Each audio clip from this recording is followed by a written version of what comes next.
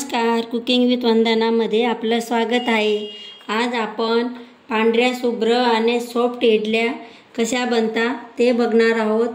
तर तुम्ही हा व्हिडिओ शेवटपर्यंत नक्की बघा आणि तुम्हाला जर आवडला तर तुम्ही याला लाईक करायला, शेअर करायला व चॅनलला सबस्क्राइब करायला विसरू नका।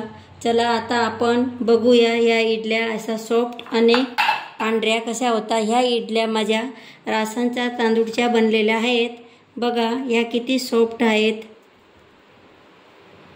इडल्या बनवण्यासाठी डाळ व तांदूळचे माप जर व्यवस्थित असले तर आपल्या इडल्या मऊ, लुसलुसीत व जाडीदार अशा बनतात। तर मी त्यासाठी इथं 1 वाटी अशी उडदाची डाळ घेतलेली आहे आणि ह्याच वाटीच्या मापाने मी 3 वाटी असे हे तांदूळ घेतलेले आहेत। म्हणजे आपल्याला एकच लक्षात ठेवायचे आहे की 3ला 1 म्हणजे 3 वाटी तांदूळ तर 1 वाटी असे आपली उडदाची डाळ असते। आता आपण हे डाळ तांदूळ असे वेगवेगळ्या पात्रामध्ये घेऊन त्यांना स्वच्छ 3 ते 4 वेळेस डाळ आणि तांदूळ दोघांना आपण धुवून घेणार आहोत।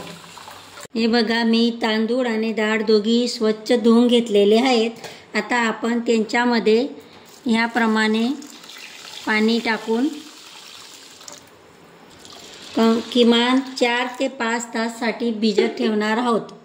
तर त्यानंतर आपण तांदूळमध्ये अशी थोडीशी मेथी घालायची आहे। आता आपण त्यांना याप्रमाणे झाकून 4-5 तासासाठी ठेवणार आहोत। हे बघा आता 4 ते 5 तासानंतर आपले डाळ तांदूळ हे व्यवस्थित भिजले गेलेले आहेत। आता आपण यांना मिक्सरमध्ये पेस्ट करून घेऊ।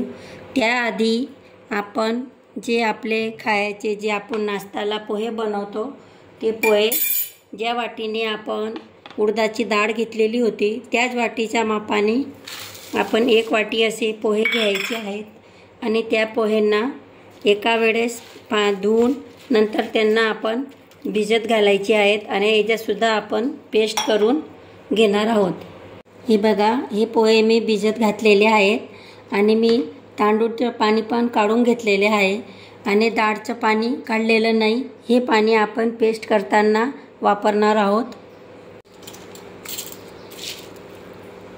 आणि शक्य तितकं आपण वाटण करताना पाणी कमी घालायचे आहे। हे बघा याप्रमाणे वाटण करायचं। हे वाटण एकदम चिकन असं करायचं नाही आणि जास्ती जाडसर सुद्धा करायचं नाही। याप्रमाणे थोडंसं असं बारीक रवाळ करायचं आहे। हे बघा इथं माझं डाळ आणि तांदूळ दोघांचं पेस्ट झालेलं आहे। आता आपण डाळ तांदूळ पेस्ट करण्याआधी जे पोहे भिजवलेले होते ते पोह्यांचं सुद्धा पेस्ट करून घेणार आहोत। पोह्यांमध्ये बघा पाणी बिलकुल नाही, फक्त त्यांना भिजत घातलेले आहेत। आता थोडंसं असं पाणी घालून आपण त्यांना पेस्ट करून घेणार आहोत। हे बघा आपला पोह्यांचे पण पेस्ट तयार झालेलं आहे। आता आपण तिघांना एकत्र करून व्यवस्थित फेटून घेणार आहोत। त्याला याप्रमाणे एकाच डायरेक्शनमध्ये आपण फेटायचे आहे आणि कधीही ही पेस्ट घेण्यासाठी आपण हे भांडं थोडं मोठं घ्यायचं, कारण आपण जेव्हा फर्मेंटेशनसाठी ठेवू त्या टायमाला ते फर्मेंट होऊन पूर्ण पातेलं असं फर्मेंट होतं।